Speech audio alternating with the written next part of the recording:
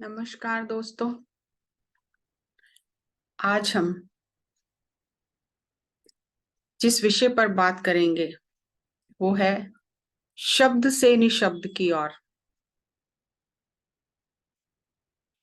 आत्मा की यात्रा क्या है, उसमें शब्दों का क्या महत्व है, शब्दों की भूमिका क्या है और शब्द कहाँ तक साथ निभाते हैं, इस बारे में हम आज बात करेंगे।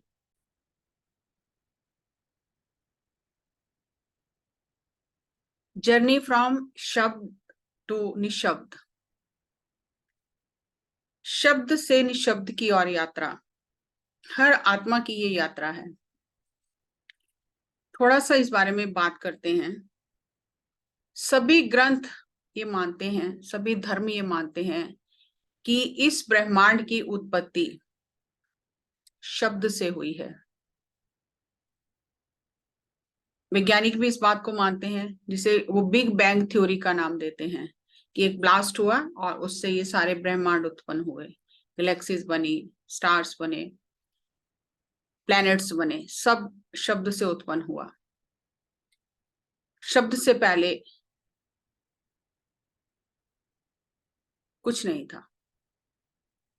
ध्वनि से इस संसार की उत्पत्ति हुई, और जिसे ऋषि मुनियों ने सुना, संतों ने सुना,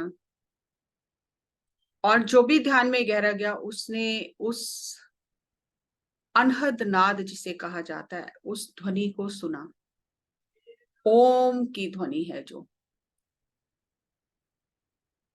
और आज उस ध्वनि को विज्ञान भी मानता है कि ब्रह्मांड में एक नाद गूंज रहा है, वो ओम की ध्वनि है।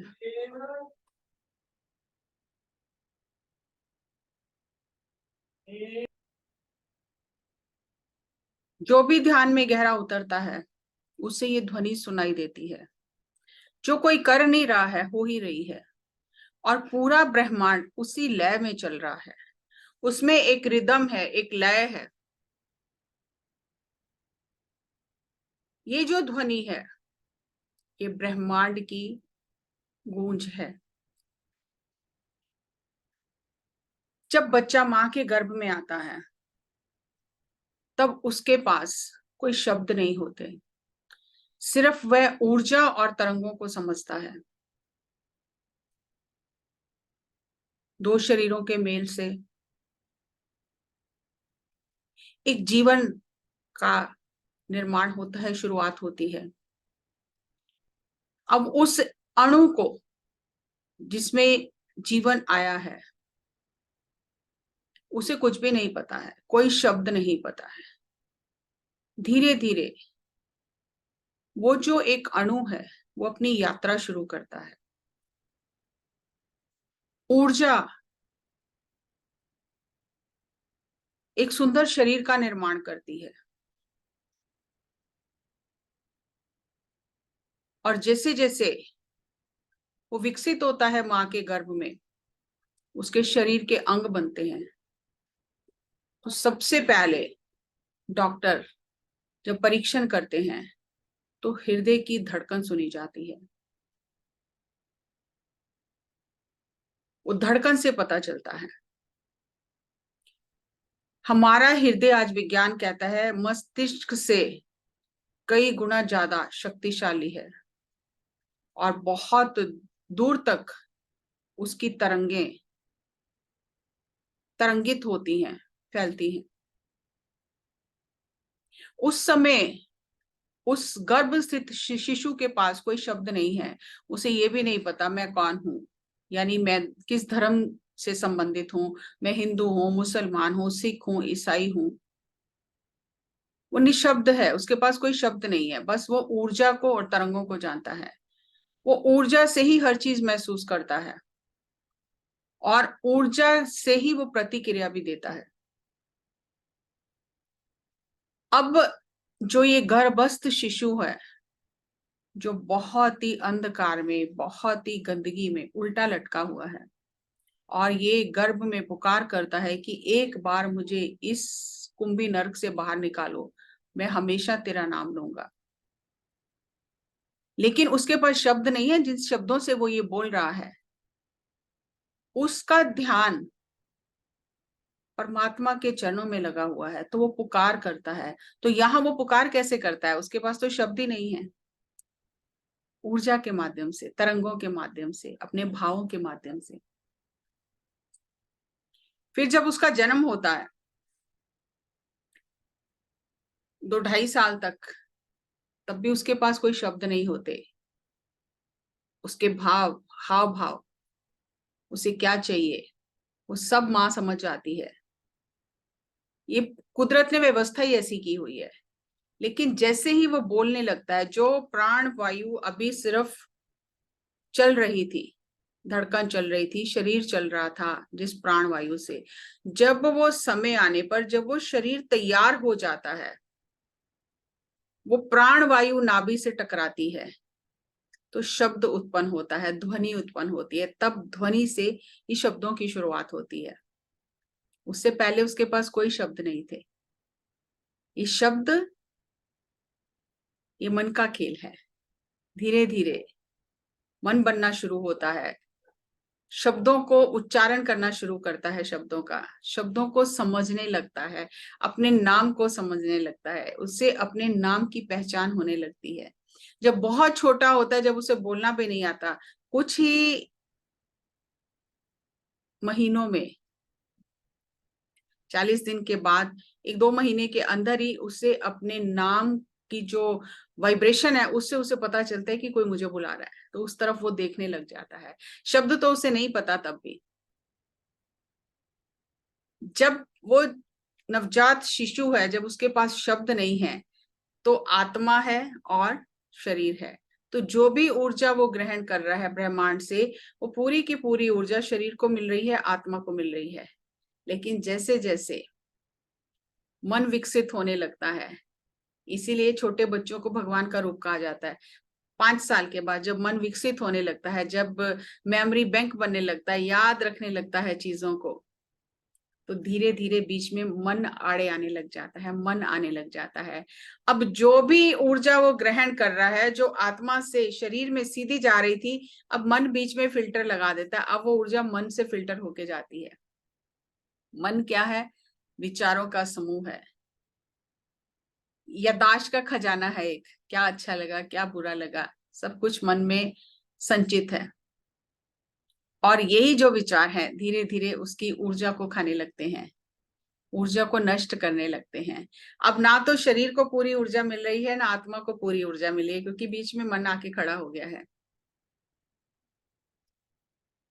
अब मन से उसने बोलना सीखा है, सब कुछ करना सीखा है, समझना सीखा है, क्योंकि मन बहुत जरूरी यंत्र है जीवन के अनुभव लेने के लिए। तो वो इतना उलझता चला जाता है कि उससे ये पता समझ ही नहीं होती है, कोई बताने वाला नहीं होता कि मन को एक यंत्र की तरह इस्तेमाल करना है। जब जरूरत है तब इस्तेमाल करना है, जब जरूरत नहीं है तब उसका बटन बंद करना है। तो बटन बंद करना तो आता नहीं, क्योंकि जो बड़े हैं उन्हें नहीं आता बटन बंद करना। चला तो दिया, लेकिन बंद करना आता नहीं किसी को भी। तो वो उलझता चला जाता है इन शब्दों के जाल में। आसपास से जो सीखता है सब उसके अंदर स्टोर होने लगता है, और वो भी वैसा ही व्यवहार करने लगता है। साइंस ये कहती है कि 5 साल की उम्र तक बच्चे की 95% शिक्षा घर में ही हो जाती है पूरी। कि जैसे वो वातावरण में रहता है, जैसा माता पिता का या जो भी साथ में दादा दादी नाना नानी रह रहे हैं उनका कैसा व्यवहार है, वो सब कुछ उससे सीख लेता है। क्या सही है क्या गलत है उसकी पहचान भी सीख लेता है, जबकि उसे कुछ बोलना नहीं आता अभी इतना अच्छे से, ना अपनी बात रखनी आती है। लेकिन क्योंकि बच्चे का अवचेतन मन खुला होता है, वो रिसीविंग स्टेट में होता है, हर चीज उसके अंदर चली जाती है। फिल्टर तो है नहीं, क्योंकि फिल्टर बनेगा जब मन काम करना शुरू करेगा। जब मन बीच में फिल्टर का काम करता है कॉन्शियस माइंड, अब वो तो बना नहीं है, अभी सब कॉन्शियस से सब कुछ चल रहा है, तो खुला ही है, तो सब अंदर जा रहा है। तो उस समय कोई इस बात पर ध्यान ही नहीं देता है कि बच्चा ग्रहणशील स्थिति में है, वो हमसे सब कुछ ले रहा है। और जब वो 5 साल की उम्र पार कर जाता है, वो परमात्मा स्थिति से बाहर आने लग जाता है, शब्दों के जाल में उलझने लग जाता है, मन से चलने लग जाता है, तब हम उसकी पढ़ाई की बहुत मेहनत करते हैं, लाखों रुपया खर्च करते हैं, अच्छे से अच्छे स्कूल में डालते हैं। ये हमें पता ही नहीं है कि 95% तो वो सीख ही चुका है, उसे जीवन में क्या करना है, कैसे करना है। इसीलिए 25 साल तक आते आते बच्चे माँ बाप की ही फोटोकॉपी बन जाते हैं, क्योंकि वही संस्कार अंदर गए हुए हैं, उससे अलग नहीं होता। तो जब वो अमन स्थिति में है, ग्रहणशील स्थिति में है, तब वो जो भी सीखता है वही उसका जीवन बनाता है। और ये भी विज्ञान कोई नहीं बताता कि हर एक शब्द ऊर्जा है जो ब्रह्मांड में जाती है और ब्रह्मांड की शक्तियों को आकर्षित करती है, और जो ऊर्जा ब्रह्मांड में भेजते हैं कई गुना बढ़ के वापस आ जाती है। कोई नहीं सिखाता। तो जो कुछ शब्द होते हैं बस बोलते चले जाते हैं, यहाँ से सुना वहां से सुना, बोलते चले गए, अच्छे हैं बुरे हैं, इसकी ऊर्जा कैसी है, इसका जीवन पे प्रभाव क्या पड़ेगा, कुछ नहीं पता। तो इसीलिए जो माता पिता बहुत नकारात्मक सोचते हैं, हर बात में नकारात्मक सोचते हैं, बच्चों की सोच भी वैसी हो जाती है, क्योंकि दिन रात वही बातें सुनते हैं। विज्ञान ये कहता है कि 14 साल की उम्र होते होते एक बच्चा 1,40,000 बार ना शब्द को सुनता है, नहीं करना, नहीं करना, ये नहीं, नहीं, नहीं, नहीं, और वो ना जो है उसके अणु अणु में चली जाती है, फिर उसके मुंह से हाँ निकलती नहीं है, क्योंकि उसकी प्रोग्रामिंग ही ना की हो गई है। तो हम ये जानते ही नहीं है कि शब्दों की ऊर्जा है। अगर एक बार ओम का उच्चारण करने से वो एनर्जी जाती है और हमें अच्छा लगता है, प्रतिध्वनि उसकी वापस जो आती है हमें शांत करती है, तो जब गाली निकालेंगे, अब शब्दों का इस्तेमाल करेंगे, तो उनकी भी ऊर्जा है, उनकी भी ध्वनि है। हर एक नाम, जैसे मेरा नाम है, मेरे नाम की विशेष ऊर्जा है जो मेरे जाने से पहले वहां पहुंच जाती है और काम करना शुरू करती है। तो ये जो शब्द हैं, जो एनर्जी ट्रांसमीटर्स हैं, इनका उपयोग करना कोई नहीं सिखाता। आसपास जो देखते हैं, जैसे लोगों को देखते हैं, वैसे ही हर चीज कॉपी करते चले जाते हैं और फिर उसी को जीवन में उतारते चले जाते हैं। तो ये शब्द जो हैं, ये एनर्जी ट्रांसमीटर हैं, तो इनका बहुत ही सावधानी से इस्तेमाल करना है। शब्द और तलवार की धार, शब्द जो एक बार मुंह से निकाल दिए फिर वो वापस पलट नहीं सकते। इसीलिए कहते हैं कि आपके शब्द किसी के मन को शांत कर सकते हैं और आपके शब्द किसी के मन को बेचैन कर सकते हैं, किसी का चैन छीन सकते हैं। और जो भी सृजन होता है धरती पर, अंधकार में सृजन होता है। बच्चे का भी सृजन होता है गर्भ के अंदर, तो अंधकार ही है, जिसे योगी कुंभी नरक कहते हैं। अंधकार में ही सृजन होता है। उस समय जो आत्मा है उस गर्भ के अंदर, वो नो माइंड स्टेट में रहती है, क्योंकि मन तो है ही नहीं, मन सोया हुआ है, सुषुप्त अवस्था में है। अभी मन की जरूरत नहीं है, अभी सिर्फ ऊर्जा काम कर रही है और अंधकार ही अंधकार है गर्भ की अवस्था में, गर्भ के अंदर। तो वहां पर सृजन हो रहा है। जैसे धरती में बीज डालते हैं, अगर वो बीज को ढका ना जाए तो वो बीज अंकुरित नहीं होता, उसे ढकना ही पड़ता है।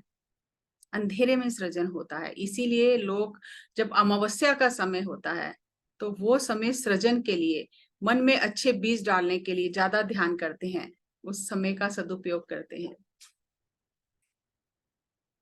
तो जब सृजन हो रहा है अंधकार में, मन नहीं है, अमन स्थिति में है, गर्भ स्थिति में है, तो इसी बात को योगियों ने समझा और पकड़ा कि वो स्थिति जब मन अमन अवस्था में था, जब मन नहीं था, जब मन काम नहीं कर रहा था, अभी वो अपने पूरे उसमें आया नहीं था काम करने की स्थिति में, तो वो जो समाधि की स्थिति थी गर्भ के अंदर, वो बेहोशी की हालत में थी। उस समय बच्चे को नहीं पता मेरी समाधि लगी हुई है। तो योगियों ने उस गर्भ अवस्था में जो स्थिति थी उस बच्चे की, उस अवस्था को प्राप्त करने के लिए मेहनत करनी शुरू की। तो इसीलिए गुफाओं में जाना शुरू किया, जहां उन्हें वो गर्भ का सा आभास हो, जमीन के अंदर खोदकर, ऐसी ऐसी गहन गुफाओं में जाकर जहां अंधकार है वहां जाके साधना करनी शुरू की और मन को वापस उसी स्थिति में ले गए जहां वो सोया रहे, सुषुप्त अवस्था में रहे। तो योगी पूरे होश हवास में साधना से अपने मन को उस सुषुप्त अवस्था में ले जाते हैं, और आज की भाषा में बात की जाए तो फ्लाइट मोड में डाल देते हैं। हम अपने फोन को फ्लाइट मोड में डाल देते हैं जब हम हवाई यात्रा करते हैं। तो योगी उन्हीं परिस्थितियों का इस्तेमाल करके वापस अपने मन को फ्लाइट मोड में डालते हैं, उस सुषुप्त अवस्था में डालते हैं जहां कोई शब्द नहीं थे, सिर्फ ऊर्जा ही ऊर्जा थी, जहां द्वैत नहीं था, अद्वैत था, कोई धर्म नहीं था, कोई जाति नहीं थी। लेकिन वो बच्चे की जो अवस्था थी वो बेहोशी की हालत में है, बच्चे को नहीं पता। लेकिन योगी होश में रहते हुए उस समाधि स्थिति को हासिल करने के लिए वैसी ही परिस्थितियां अपने आसपास बनाता है ताकि वो पुनः उस समाधि स्थिति को पा सके जो गर्भ में उसे प्राप्त थी। इसीलिए जीसस ने कहा, बी लाइक अ चाइल्ड, पुनः बच्चे बन जाओ। अगर ईश्वर के राज्य में प्रवेश करना है, पुनः बच्चे बन जाओ। बच्चा वर्तमान पल में रहता है, उसके पास कोई भविष्य नहीं है, कोई भूतकाल नहीं है। लेकिन जैसे जैसे बड़े होते हैं, मन काम करता है, मन हमेशा भूतकाल में या भविष्य में रहता है, कभी भी वर्तमान में नहीं रहता। और सारी साधना अध्यात्म की मन को वर्तमान में लाने की है। ये यात्रा है शब्द से निशब्द की ओर, मन से अमन स्थिति की ओर, जो योगी हासिल कर लेता है साधना कर करके। और जैसे जैसे हम साधना करते हैं, प्राण ऊर्जा हमारे भीतर प्रवेश करती है, क्योंकि गर्भ में भी बच्चा प्राण ऊर्जा से ही जुड़ा था। यही बात जब गौतम बुद्ध, उन्हें जब ज्ञान हुआ बोध वृक्ष के नीचे, बोधि वृक्ष के नीचे, तो यही बात उनके मन में आई कि जब मैं बच्चा था मुझे सब दिखाई देता था, मास्टर भी दिखाई देते थे, मुझे आके वो संदेश भी देते थे। उस समय तो मैं कोई प्राणायाम कुछ भी नहीं करता था, कोई एक्सरसाइज नहीं करता था। तो क्या करता था उस समय? मैं कोई जाप नहीं करता था, कुछ नहीं करता था। तो क्या करता था? क्योंकि वर्तमान में था, सांसें आ रही थी, जा रही थी, पूरी ऊर्जा मिल रही थी, और बच्चा वर्तमान पल में था। और वर्तमान पल ही ऊर्जा का खजाना है, खुशियों का खजाना है। और इसीलिए योगी उस वर्तमान पल में रहने का निरंतर प्रयास करते हैं। और जब वर्तमान पल में रह जाते हैं तो सब शब्द छूट जाते हैं, निशब्द हो जाते हैं। और जब तक हम शब्दों के जाल में उलझे रहेंगे, मंत्र में, जाप में, और किसी तरह के भजन में, कीर्तन में, शब्द में, ये निशब्द होने तक पहुंचने के लिए, उस अवस्था, निशब्द अवस्था तक पहुंचने के लिए ये साधन है। करते करते करते करते हमें ये समझ आ जाती है कि हमारे करने से कुछ नहीं होता, कर करके थक जाते हैं, फिर सब छूट जाता है। तो फिर हमें अमन स्थिति प्राप्त होती है, निशब्द की अवस्था प्राप्त होती है। और निशब्द की अवस्था में फिर सब जान लेते हैं जो जानने योग्य है। और इस बात को विज्ञान सिद्ध करता है कि जैसे जैसे उम्र के हिसाब से कैसे हमारे जो विचार हैं, उनकी जो आवृत्ति है, कैसे बदलती है। जन्म से लेके 24 महीने तक बच्चा डेल्टा स्थिति में रहता है। 2-4 विचार आते हैं उसे, गहरी नींद में सोता है, भूख लगती है, खा लेता है, डेल्टा स्थिति में रहता है। 2 साल से 6 साल की अवस्था तक वो थीटा स्थिति में रहता है, जहां उसे 10 से 16 विचार तक, 16-18 विचार तक आते हैं, क्योंकि बोलना शुरू करता है, समझना शुरू करता है, लॉजिकल माइंड बनना शुरू करता है, तार्किक मन, आलोचनात्मक मन बनना शुरू करता है। कैसे, क्यों, कब, कहाँ, वो सब क्वेश्चन करने लगता है। फिर भी बहुत कम विचार हैं, थीटा स्थिति में रहता है। और जो लोग हीलिंग करते हैं वो इस बात को जानते हैं कि जब थीटा स्थिति में होते हैं तो हमारा शरीर जो है बहुत तंदुरुस्त रहता है। थीटा स्थिति में जाके ही सारे थेरेपिस्ट हीलिंग कराते हैं। थीटा स्टेट में, जहां बहुत कम विचार हैं, आपका अवचेतन मन खुला है, और आपको जो सजेशन दिया जा रहा है, जो सुझाव दिया जा रहा है, उसके ऊपर आपका अवचेतन मन काम करता है, वो थीटा स्थिति है। फिर 6 से 12 साल की उम्र में अल्फा स्टेट आती है। काम करना, सोचना, विचारना, भाग दौड़ करना, खेलना कूदना, तो विचार और बढ़ जाते हैं। तब विचार जो हैं वो 32-40 तक पहुंच जाते हैं। और फिर जब भरपूर टीनेज आने लग जाती है, 12 साल के ऊपर, फिर बीटा स्थिति में चले जाते हैं। निरंतर विचार चलते ही रहते हैं, जो रुकते नहीं है, जिन्हें रोकना आता भी नहीं है, क्योंकि किसी ने सिखाया नहीं। तो जब हम ज्यादा बीटा स्टेट में रहेंगे, मन चलता ही रहेगा, रुकेगा ही नहीं, तो ऊर्जा नहीं ग्रहण कर पाएंगे। और जब ऊर्जा ग्रहण नहीं कर पाएंगे, धीरे धीरे शरीर अस्वस्थ होता चला जाएगा, बीमारियां आती चली जाएंगी, बेचैनी होने लगेगी, नींद कम हो जाएगी, डिप्रेशन में चले जाते हैं लोग। तो इसका मतलब है कि वो ऊर्जा नहीं ग्रहण कर पा रहे, क्योंकि विचार ही इतने आ रहे हैं। और विज्ञान ये कहता है कि एक व्यक्ति दिन में 60,000 विचार सोचता है। तो 60,000 सोचता है, तो आप समझो कि वो तो बीटा से भी कितना आगे चला गया। तो योगी जो है वो वापिस अपने मन को थीटा और डेल्टा में ले जाने के लिए इतनी साधना करता है कि अमन स्थिति में ही मुझे रहना है। और अमन स्थिति में शब्द नहीं है। और हर रात नींद में हम इस स्थिति में जाते हैं, बीटा से अल्फा, अल्फा से थीटा, थीटा से डेल्टा। अगर हम बीटा से थीटा डेल्टा में ना जाएं, हम बीमार हो जाएंगे। डॉक्टर ये जानते हैं, इसीलिए जिसे नींद नहीं आती है उसे नींद की गोलियां दी जाती हैं कि वो सो जाए, मन काम करना बंद करे। मन क्या है? यादें, शब्द।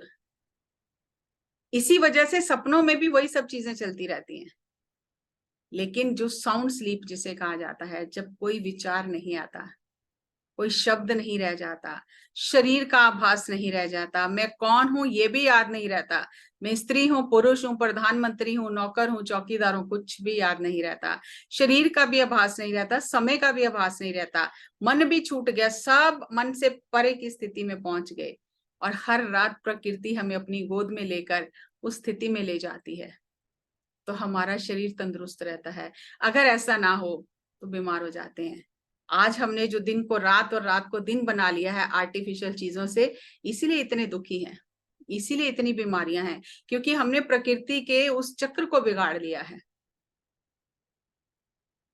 तो योगी जो है वो साधना करता है कि शब्द से निशब्द की ओर चले जाएं। शब्द लेकर बच्चा आया संसार में, लेकिन शब्द से पहले तो निशब्द की अवस्था में था। जब जन्म लिया तो रोया, शब्द निकला। उससे पहले तो निशब्द की अवस्था में था। तो ये उल्टी यात्रा है। वापिस गंगा को गंगोत्री जाना है, तो उल्टी यात्रा जब करेंगे, वापिस गंगा को गंगोत्री लेकर जाएंगे। और ऐसा ग्रंथों में जिक्र आता है कि योगी उल्टी यात्रा करता है, वापिस गंगोत्री की तरफ, स्रोत की तरफ चला जाता है। तो वहां तो शब्द है ही नहीं। और अधिकतर लोग इस बात का जिक्र करते हैं कि हम शब्द की ओर जा रहे हैं, किसी मंत्र से शब्द की ओर यात्रा कर रहे हैं। लेकिन जो मैंने संतों की संगत में जाना, ब्रह्मज्ञानियों की संगत में जाना, अनुभव से जाना, देखा कि वो कैसे निशब्द हो जाते थे। शुरुआत शब्द से होती थी, वो निशब्द हो जाते थे, वहां कोई शब्द नहीं है, कुछ नहीं है। तो ये जो मैंने समझा उनसे, ये शब्द से निशब्द की ओर यात्रा करना है, ना कि निशब्द से शब्द की ओर। निशब्द से शब्द में उतरे हैं हम संसार में, अब वापिस परमात्मा के तरफ यात्रा करनी है, तो शब्द तो छोड़ने ही पड़ेंगे। शब्द से फिर निशब्द की ओर जाना है, गंगा को गंगोत्री की ओर जाना है। और ये चढ़ाई की यात्रा है, ये कठिन है, शब्द छोड़ने बहुत कठिन है, शब्दों का रस आ जाता है। वापिस उसी स्थिति में योगी बार बार जाने का प्रयास करता है, क्योंकि the quieter you become, the more you are able to hear. जितने शांत होते जाएंगे, शब्द छूटते जाएंगे, उतना ज्यादा अंदर से ज्ञान हासिल होगा। सुनेंगे, आत्मा बोलेगी, आत्मा की आवाज सुनेंगे। लेकिन अगर शब्दों के जाल में ही उलझे रहेंगे, इसीलिए सभी ग्रंथों में गुरुओं ने, संतों ने यही कहा कि उसे बयान नहीं किया जा सकता, उसे शब्दों में उतारा नहीं जा सकता।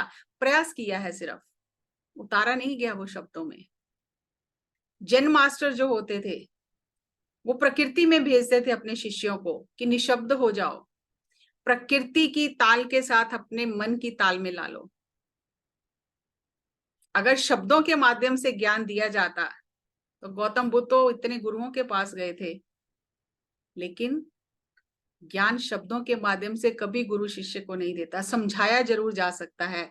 जब भी ज्ञान मिलता है, आत्मज्ञान, ब्रह्म ज्ञान, निशब्द अवस्था में मिलता है, शब्दों में नहीं मिलता।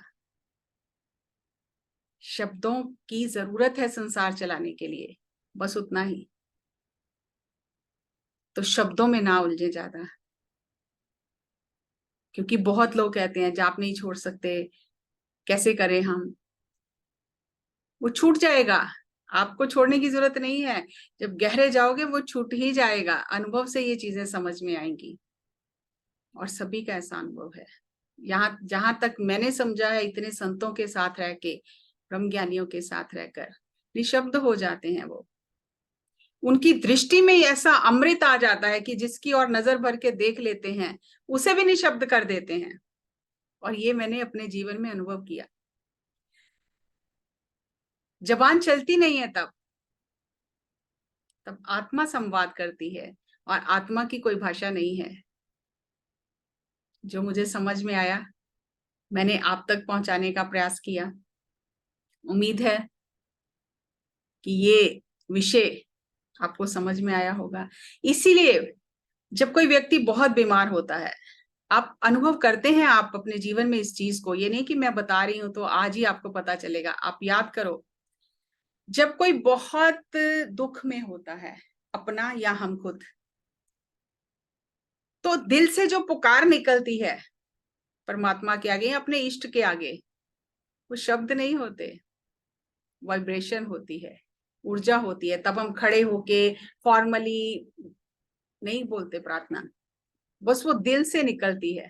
दुआ भी दिल से निकलती है, और दिल के पास शब्द नहीं है, शब्द मन के पास है। तो मन से परे जाना है, मन में उलझना नहीं है। संसार चलाना है, मन की जरूरत है। परमात्मा की तरफ जाना है तो मन से पार होना है। ये मन से पार की यात्रा है, ये मन से अमन की ओर यात्रा है, ये शब्द से निशब्द की ओर यात्रा है। तो निशब्द होना सीखें। इसीलिए अध्यात्म में मौन का इतना महत्व है, क्योंकि मुंह से मौन रखेंगे तब ये भीतर का शोर सुनाई देगा, और धीरे धीरे जब उसका अभ्यास करेंगे फिर वो भीतर का शोर भी कम हो जाएगा, तब आत्मा की आवाज सुनाई देगी। चारों तरफ ढोल बज रहे हैं तो कहां से सुनाई देगा? आपस में एक दूसरे की बात ही नहीं सुनाई देती तो आत्मा की आवाज कहां से सुनाई देगी? तो अंदर तो मन ढोल बजा रहा है, जन्मों जन्मों से वो अपना नाच कर रहा है, ढोल बजा रहा है। तो आत्मा की आवाज कहां से सुनेंगे? आत्मा की आवाज तभी सुनाई देगी जब मन निशब्द हो जाएगा। तो जो मुझे समझ में आया मैंने आपके साथ साझा किया। इसे अपने मित्रों के साथ साझा करिए, विचार करिए, इस पर चिंतन करिए। ऐसा नहीं कि जो मुझे समझ में आया वही है, बहुत गहराई है। जितना गहरे उतरते जाएंगे उतना रस पीते जाएंगे। तो बहुत बहुत धन्यवाद आपका। Thank you, thank you, thank you.